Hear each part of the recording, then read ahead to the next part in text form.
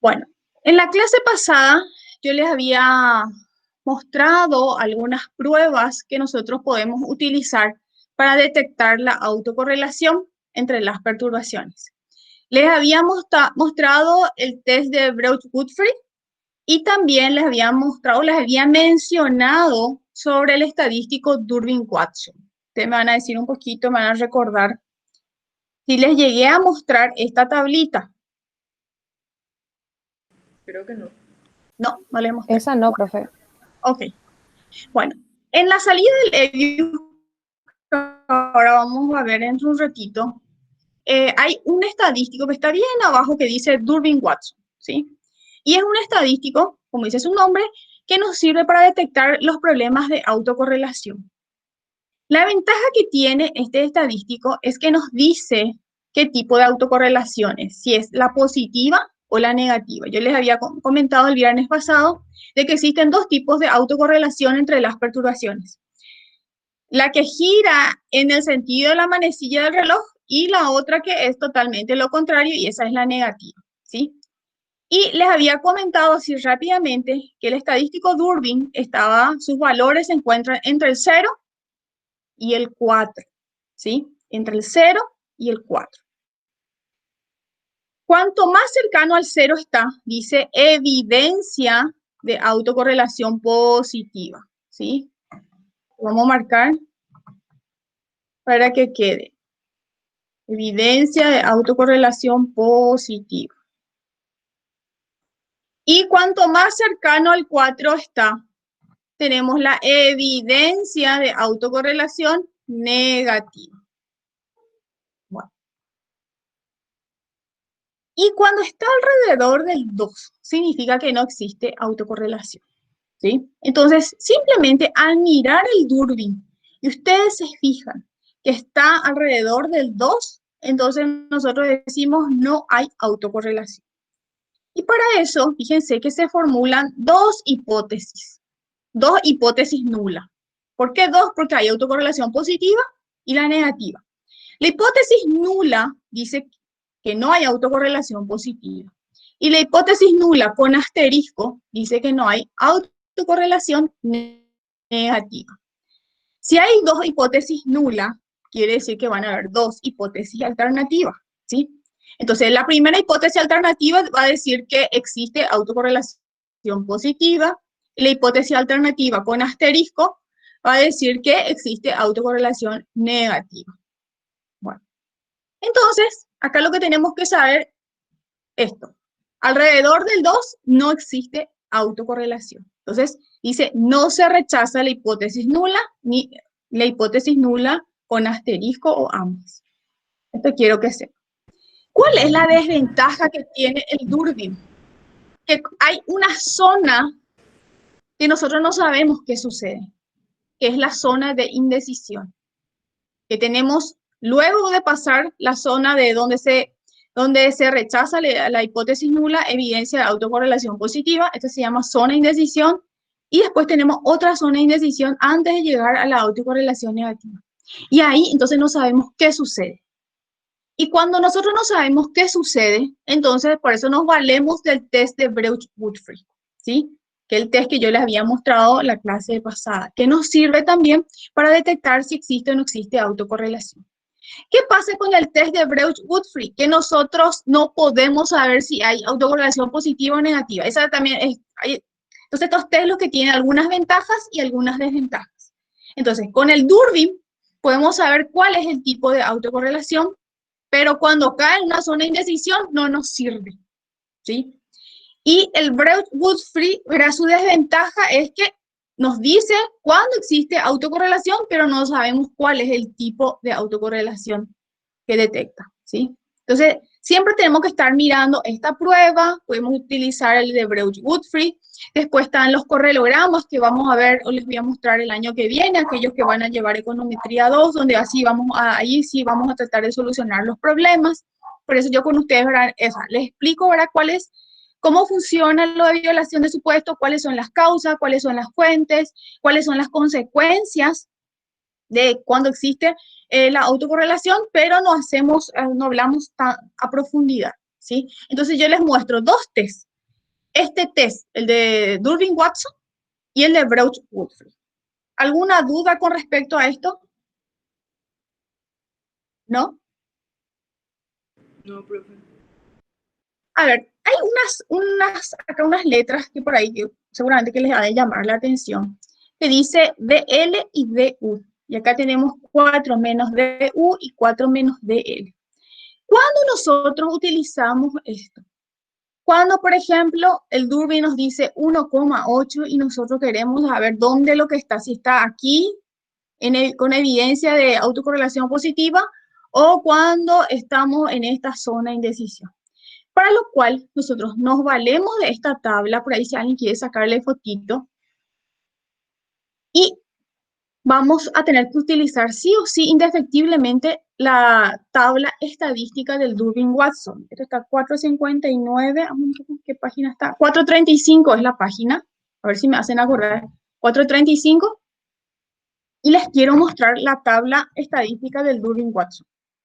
Entonces, más o menos, página 800, donde están las tablas. Vamos a buscar un poquito dónde están nuestras tablas de estadística. Vaya, entramos en el apéndice. Tenemos que buscar el apéndice D. Creo que entré medio lejos. Acá estamos en el C. Sigue siendo apéndice C. Y ya llego. Acá está. Dice tabla de 5A, estadístico Durbin-Watson. ¿Sí? Puntos de significancia al DL y DU en el nivel de significancia al 5%. Entonces, si bien tenemos la tabla, ¿verdad?, del Durbin-Watson, pero tenemos para el 5% y tenemos también para el 1%, ¿sí? Entonces vamos a buscar esa tabla y les quiero mostrar más o menos cómo funciona y si el próximo martes les vamos a hacer uno utilizando las tablas. Acá está. Fíjense. Esta es la tabla del Durbin-Watson, donde nosotros sacamos los datos del DL y el DU, ¿sí? Bueno, acá, por ejemplo, ¿qué tenemos? Tenemos acá cantidad de estimadores, ¿sí? Cantidad de estimadores. Y acá tenemos al costado el número de observaciones, ¿sí?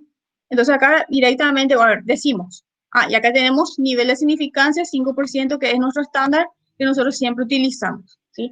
Entonces, lo que tenemos que hacer es fijarnos la cantidad de parámetros que exista en el modelo y restar siempre el intercepto. Entonces, vuelvo a repetir. Nos fijamos qué cantidad de parámetros tiene nuestro modelo econométrico y restamos menos 1, que es el intercepto. Y entonces ahí nos fijamos, vamos a suponer 10 observaciones tenemos. Nos fijamos, tenemos 10 observaciones, ¿sí? Y tenemos 3 estimadores, pero le restamos el intercepto, entonces K va a ser igual a 2. Y entonces acá utilizamos el DL y el DU, ¿sí? Vamos a suponer que tenemos, a ver. Quiero agrandar un poquito esto. De L y de U. Vamos a suponer que tengo 10 observaciones, ¿sí? Voy a pintar esto.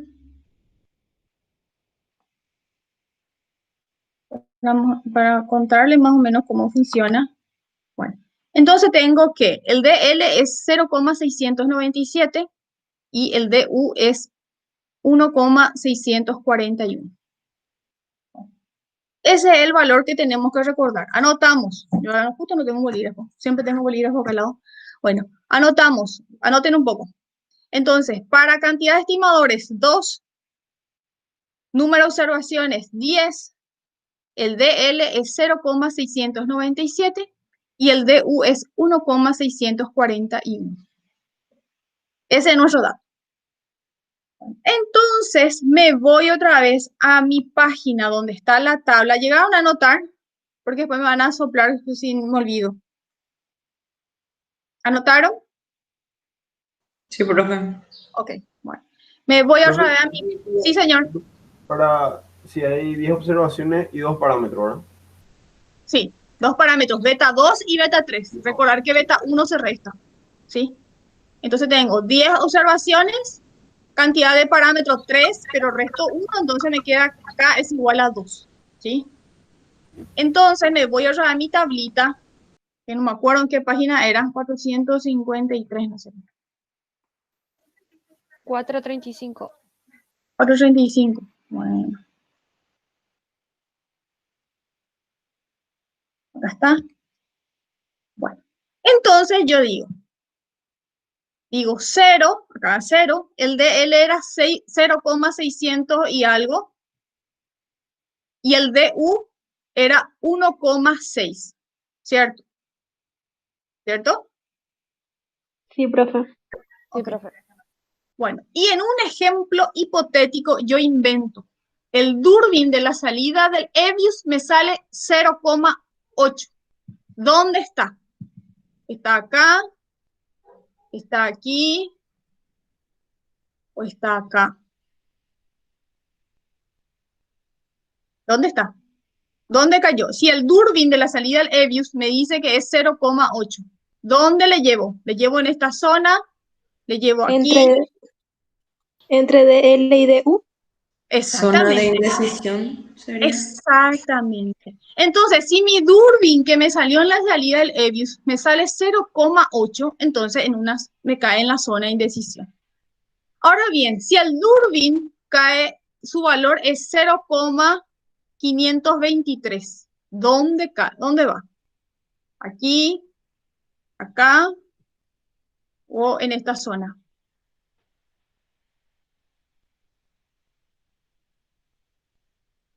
Acá tenemos DL es En la zona en la que 0,648. se evidencia la autocorrelación positiva.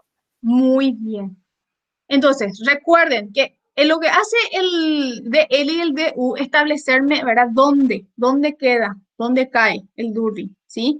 Entonces, como el DL me sale 0,642 y el DU me sale 1,640 y no sé cuánto, entonces, obviamente en esta zona no está, está acá.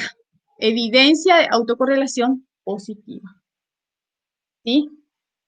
Ahora bien, ¿qué pasa si el Durbin es 2,22? Que es el ejercicio que ahora les voy a mostrar enseguida.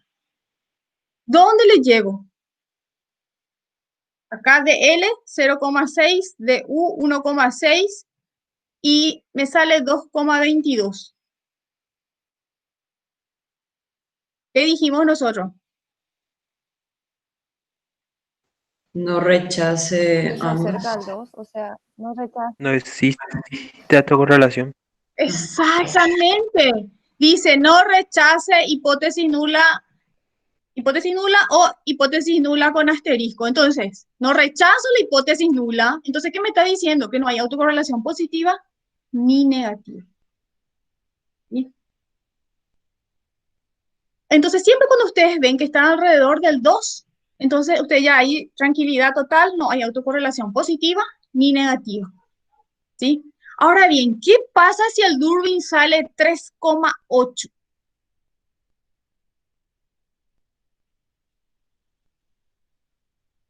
$3,8. ¿Qué decimos? Que existe Autocorrelación negativa. Exactamente, porque yo les dije más o menos alrededor del 4 ya estamos con evidencia de autocorrelación negativa, ¿sí?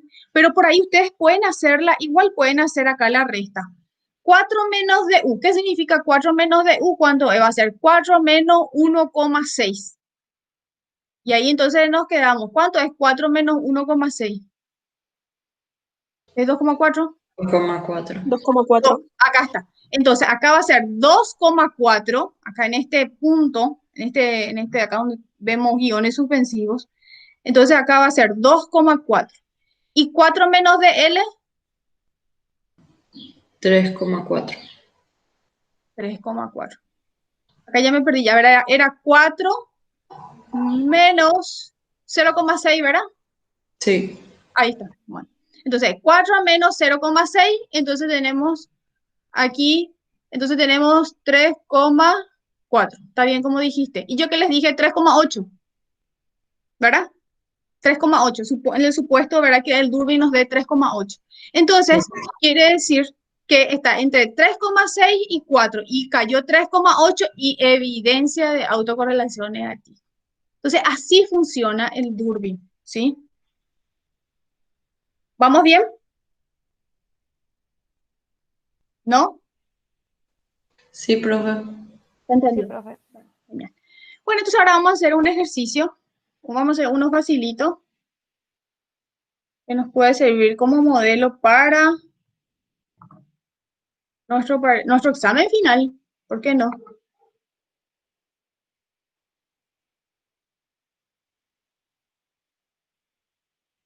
Voy a alzar a la plataforma. ¿Me dicen ustedes si se ve el Word? ¿Se ve? Sí, profe. Sí, profe. Sí, profe. Bueno. Entonces dice, los datos corresponden a la economía del periodo 2004-2016. Tenemos variable dependiente, dice tasa de inflación observada. Quiere decir que esto ya está en porcentaje. X sub 2, tasa de desempleo. Y X sub 3, tasa de inflación esperada. ¿Sí? Bueno, ¿qué dice cada uno de los ítems? Dice, escribir e interpretar la ecuación. Dice, testee la significancia individual y global del modelo. Determine la ausencia o presencia de multicolinealidad. Utilizar todos los elementos presentados. Determine la ausencia o presencia de heterocedasticidad, que ya habíamos visto. Y voy a poner uno más. Dice, determine la ausencia o presencia de autocorrelación. Entonces, vamos a agregarle un punto más a este ejercicio de autocorrelación.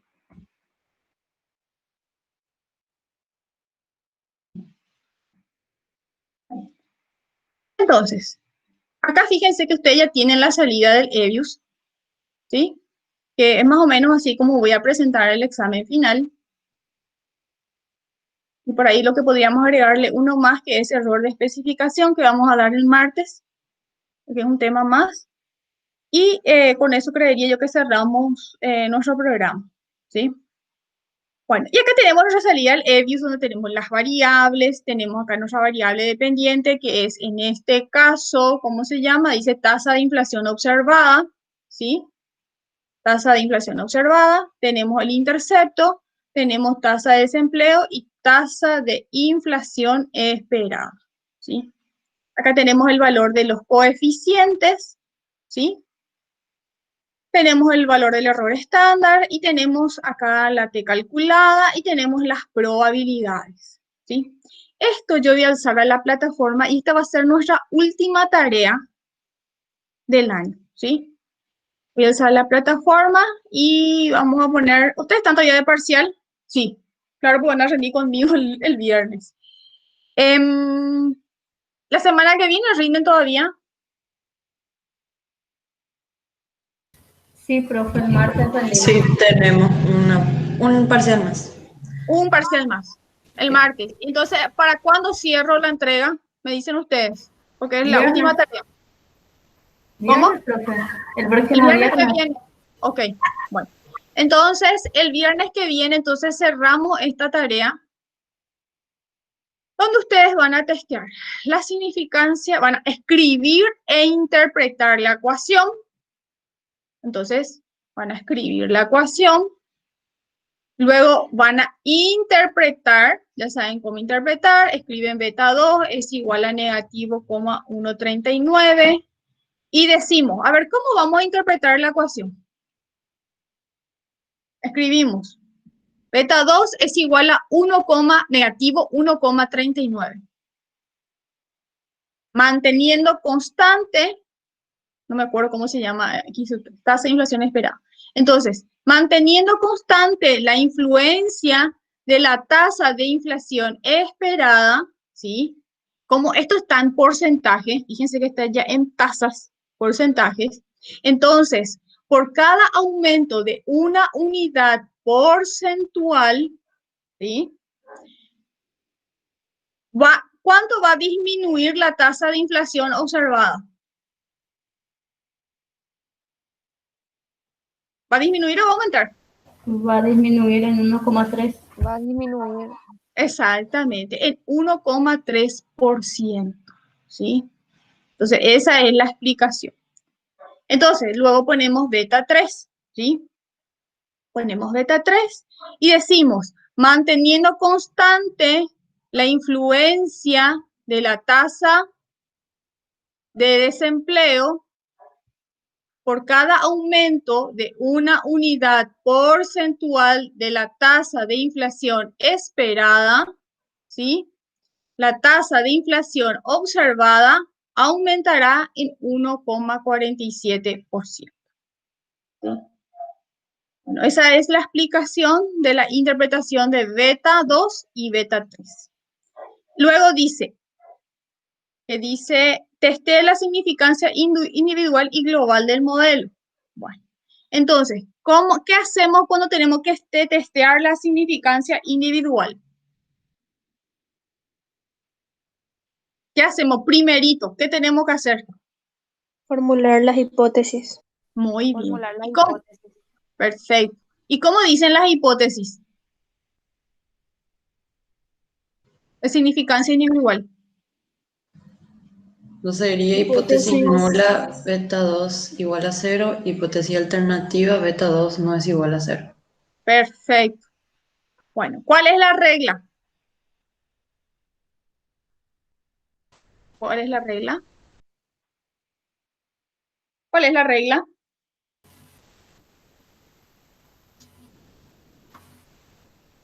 Menor al 5%, rechazamos la hipótesis nula. Se rechaza. Entonces, ¿verdad? Menor al 5%, en este caso, menor al 5%, obviamente, ¿verdad? Rechazamos la hipótesis nula. Por lo tanto, beta 2 es estadísticamente significativo en forma individual. Luego hacemos lo mismo con beta 3, ¿sí? Exactamente lo mismo hacemos. Entonces formulamos la hipótesis nula, beta 3 es igual a 0, la alternativa es diferente a 0. La regla, menor al 5%, rechazamos la hipótesis nula. ¿Sí? En este caso es 0,000, entonces rechazamos obviamente la hipótesis nula y beta 3 es estadísticamente significativo en forma individual. Luego, ¿qué hacemos? Tenemos que hacer el test de significancia global, ¿sí? Fíjense, ¿qué tenemos aquí? Que es menor al 5%. Sí, menor al 5%. ¿Y cómo va a ser nuestra hipótesis? ¿Cómo va a ser nuestra hipótesis? Hipótesis nula, beta 1, beta 2 y beta 3 son igual a 0, e hipótesis alternativa beta 2 y beta 3 son diferentes a 0. Muy bien. Entonces, ¿rechazamos o no la hipótesis nula? La regla es la misma. Sí, se rechaza. Se rechaza la hipótesis nula. Por lo tanto, los estimadores son estadísticamente significativos en forma global o conjunta, ¿sí? Bueno, a ver. Vieron que ahora no le analizamos un poco el R cuadrado, ¿cierto? No les dije, bueno, ahora vamos a interpretar el R cuadrado. No. ¿Por qué? Porque en el siguiente punto dice, determine la ausencia o presencia de multicolinealidad, utilizar todos los elementos presentados. Bueno, entonces, a ver, ¿qué teníamos que mirar para detectar la presencia de multicolinealidad? ¿Este modelo puede tener multicolinealidad perfecta? No. No. ¿Por qué no?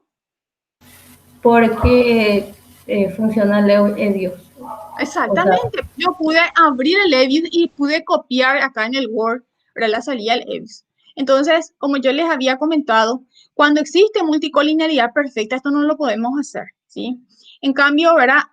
Podemos pensar que puede tener este modelo econométrico ciertos indicios de multicolinealidad imperfecta. Yo no sé qué ustedes dicen.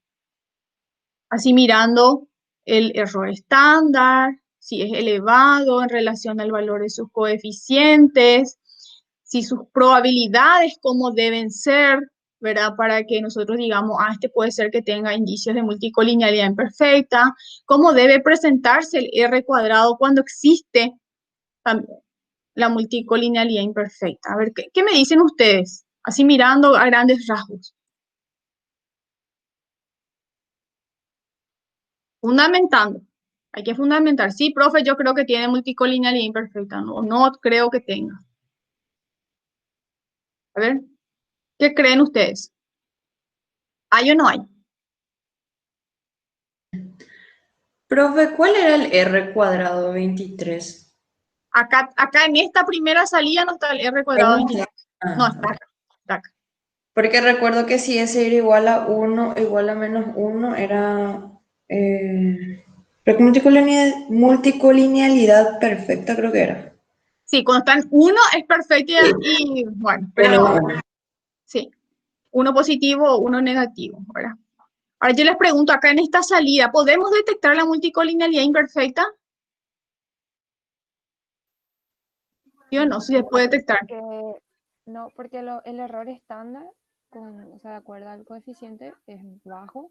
Su probabilidad, o sea, tienen significancia individual y global también. Y su R cuadrado también tiene buen ajuste de bondad. Sí, no es tan elevado. Fíjense que cuando ustedes les tiene que hacer ruido los resultados, cuando el error estándar es elevado, como dice la compañera, y el valor de su coeficiente es bajo, ¿sí? En este caso, por ejemplo, tenemos un error estándar ahí no muy bajo, pero el coeficiente no está tan cercano al error estándar. Pero el valor de los coeficientes no están tan cercanos a los valores de los errores estándares. Y los estimadores son estadísticamente significativos, así como dijo Gloria. Entonces, ahí prácticamente podemos decir que este modelo no tiene multicolinealidad imperfecta. Sumado que el R cuadrado no es tan elevado. Que el R cuadrado sea elevado está genial, que sea 0,95, 0,98, pero espectacular es. Pero cuando va acompañado de que los estimadores no son estadísticamente significativos, ahí sonamos, ¿sí? Entonces, en este caso el R cuadrado no es tan elevado, entonces podemos decir, bueno, los estimadores sí son estadísticamente significativos en forma individual y el R cuadrado no es tan elevado, entonces podemos decir que descartamos la presencia de la multicolinealidad imperfecta, ¿sí? O sea, no hay contradicciones en el modelo. Y después, señorita. Y al cambiar la variable, el R cuadrado, para que no haya multicolinealidad, tiene que ser pequeño, ¿verdad? O sea... Es elevado. Acá está, esto que vos me estás diciendo. Esto es una regresión auxiliar, ¿sí? Donde llevamos una variable explicativa como variable dependiente, ¿sí? Acá pusimos x sub 2, llevamos como variable dependiente. Y miramos el R cuadrado.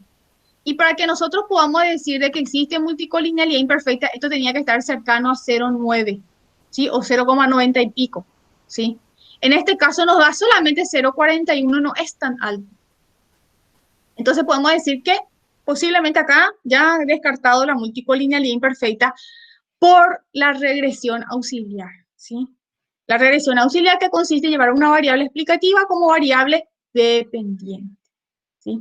Entonces siempre mirar, hacer una regresión auxiliar, miramos solamente el R cuadrado del coeficiente de determinación múltiple y al no ser elevado, con esto nosotros descartamos el problema de la multicolinealidad imperfecta. Bueno, y después, ¿qué más tenemos que mirar? Y acá está el R23 que dijo Milagros. Acá está el R23, ¿sí? Acá tenemos X sub 2, que era, no me acuerdo cómo se llama la variable, X sub 2 que es tasa de desempleo y X sub 3 tasa de inflación esperada. Entonces, acá nos fijamos en este valor, ¿sí? 0,6, que tampoco es un valor tan elevado. Si bien está ahí, pero no está ahí 0,80, 0,90, que eso sí nos da indicios de multicolinealidad imperfecta. Entonces, hasta ahora, todos los test que utilizamos, tanto los estadísticos, perdón, de R23, una regresión auxiliar, y mirando si los estimadores son estadísticamente significativos y el R cuadrado no es tan elevado, entonces podemos decir que no existe multicolinealidad imperfecta entre las variables explicativas, ¿sí? Acá utilizamos todos los elementos que ustedes conocen. Miramos el R cuadrado, nos fijamos en la probabilidad, en ambos casos, ¿verdad? Los estimadores son estadísticamente significativos en forma individual. Nos fijamos el R cuadrado que tampoco es tan elevado. Miramos una regresión auxiliar donde el R cuadrado nos da bajo. Y luego en el R23, ¿sí? En este caso, verá que tampoco es elevado. Entonces, con esto nosotros descartamos el problema de la multicolinealidad imperfecta. ¿Vamos bien? ¿Sí? ¿No? Sí, profe. Bueno. Y luego dice en el punto E, dice, determine la ausencia o presencia de heterocedasticidad. Para determinar esto, la presencia de la heterocedasticidad, ¿qué significa heterocedasticidad? Cuando la varianza de las perturbaciones, cualquiera sea los valores de X, no son constantes, ¿verdad? Entonces, para eso utilizamos el test de Weil. Acá está el test de Weil, ¿sí? Y en este test de Weil nos fijamos solamente en la probabilidad del F estadístico. Nos fijamos acá, en este punto, ¿sí? Y obviamente, sí o sí, tenemos que formular una hipótesis nula y otra alternativa, ¿sí? ¿Qué dice la hipótesis nula? Cuando hablamos de violación de supuesto. ¿Qué hay en la hipótesis nula? ¿Lo lindo o lo feo? ¿Violación de supuesto o no existe violación de supuesto? Lo feo. No, al revés. En la hipótesis nula, el modelo es Lo lindo. homocedástico. Lo lindo. Homocedástico, sí. Sí, sí. Entonces, en la hipótesis nula, dice el modelo es homocedástico. Y en la hipótesis alternativa, el modelo es heterocedástico. ¿Sí? ¿Qué tenemos que hacer? Fijarnos solamente en la probabilidad y la regla es la misma. ¿Cuál es la regla que yo les digo? Es la misma. Menor al 5%, rechazamos la hipótesis nula. Pero que nosotros tenemos que saber qué dice nuestra hipótesis nula. La hipótesis nula dice que el modelo es homocedástico. Entonces digo, menor al 5%, rechazo la hipótesis nula. En este caso, ¿es menor al 5%? No. No, 20% tenemos aquí. Entonces, ¿rechazo la hipótesis nula? No. No. Debido a que la probabilidad del F estadístico es mayor al nivel de significancia 5%, entonces nosotros no rechazamos la hipótesis nula. Por lo tanto, el modelo es homocedástico. Esa es la explicación. Eso es lo que ustedes tienen que tener en cuenta. Ahora nosotros estamos en una instancia en que simplemente al mirar el número tenemos que definir, ¿verdad? El modelo tiene violación de supuesto o no, no tiene violación de supuesto. Entonces, ¿qué es lo que nosotros tenemos que saber? Saber qué hay en la hipótesis nula y qué hay en la hipótesis alternativa. Cuando hablamos de violación del supuesto, heterocedasticidad, autocorrelación, error de especificación que vamos a dar el próximo viernes, entonces siempre todo lo malo está en la hipótesis alternativa y todo lo bueno está en la hipótesis nula. Entonces, ¿qué es lo que nosotros siempre vamos a querer? Que la probabilidad siempre sea mayor al 5%, como en este caso. ¿Sí? Entonces, en este caso nosotros concluimos que el modelo es homocedástico, debido a que su probabilidad es mayor al nivel de significancia 5%. ¿Vamos bien? Sí, profe. Ok. Y por último, dice, determine la ausencia o presencia de autocorrelación. ¿Y dónde vamos a mirar? Acá, en la salida original del Hebbius. Y digo original porque es la salida de la ecuación. Y acá en la salida de la ecuación, ¿qué tenemos? El Durbin-Watson. Acá tenemos el Durbin-Watson. Pinto en amarillo para que ustedes lo ubiquen. Entonces, siempre el Durbin-Watson de la salida original. Porque fíjense que acá tenemos, a ver, Durbin-Watson de la regresión auxiliar también, que nos interesa a nosotros. No quiero que miren eso. Acá en esta regresión auxiliar, acá les da 1,3. A mí no me interesa que ustedes sepan esto qué significa. Lo que yo quiero que ustedes sepan es el Durbin-Watson de la salida original del Hebbius, donde están las ecuaciones, donde está el error estándar, donde están las probabilidades, donde está el R cuadrado de la ecuación original, no de la regresión auxiliar. ¿Sí? Entonces, Milagros, ¿qué podés decir del Durbin-Watson?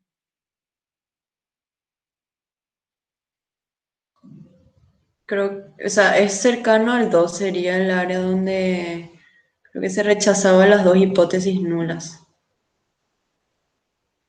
Se El rechazaban. autor- ¿Cómo? Se rechaza la hipótesis nula, Milagros. Vamos a mirar un poco. Bueno, anoten Durbin-Watson 2,2. Voy a dejar de compartir y vamos a mirar nuestro libro. O sea, creo que no había autocorrelación, algo así era. No me acuerdo muy bien, por favor, que esa clase justo yo falté. Acá está. Dice, no se rechaza la hipótesis nula. Dice, alrededor del 2, como dijimos recién hoy, ¿verdad? No sé si ven acá en la salida, acá en la tablita. Dice, no se rechaza la hipótesis nula, sea nula o la nula con asterisco. La nula, no hay autocorrelación positiva, la con asterisco, ¿verdad? No hay autocorrelación negativa. Entonces, cuando está alrededor del 2, 1,8, 1,9, 2,1, 2,2, nosotros decimos, ¿verdad?, que no se rechaza la hipótesis nula o la hipótesis nula con asterisco. ¿Sí? Entonces podemos decir que este modelo, ¿verdad?, no tiene autocorrelación, no tiene heteroscedasticidad y tampoco tiene multicolinearidad imperfecta. ¿Sí? Entonces esa es la conclusión final a la que llegamos, ¿verdad? No tiene multicolinearidad imperfecta, por lo que ya vimos. Nos fijamos en el test de Waite para fijarnos si existe heteroscedasticidad, tampoco hay. Y el Durbin nos dice que está alrededor del 2 y por lo tanto tampoco tiene autocorrelación positiva ni negativa. ¿Sí? Todo esto que yo le estoy diciendo yo quiero que ustedes escriban, porque esa es la interpretación que ustedes como econometristas deben realizar. Miran un número y ese número ustedes le tienen que hacer hablar. ¿Sí? Ya no estamos en etapa donde calculamos largas e interminables fórmulas. ¿Sí? Ahora simplemente miramos los números y esos números donde tenemos que hacer hablar e interpretar. ¿Sí? ¿Alguna duda hasta aquí?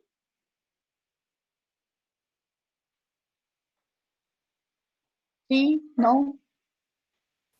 De mi parte no, profe. Ok. De mi parte tampoco. Bueno, entonces vuelvo a repetir, esto voy a alzar en un rato más y es una tarea que va a valer, tenemos 1, 2, 3, 4, 5 puntos y es la última tarea del año, ¿sí? Y van a entregar entonces no este viernes, sino el viernes siguiente, ¿sí? ¿Estamos de acuerdo? ¿Viernes qué viernes es? Sería viernes... 20. Sí, viernes 20, sí señorita, 20 de noviembre. Ok. Bueno, ¿alguna consulta más?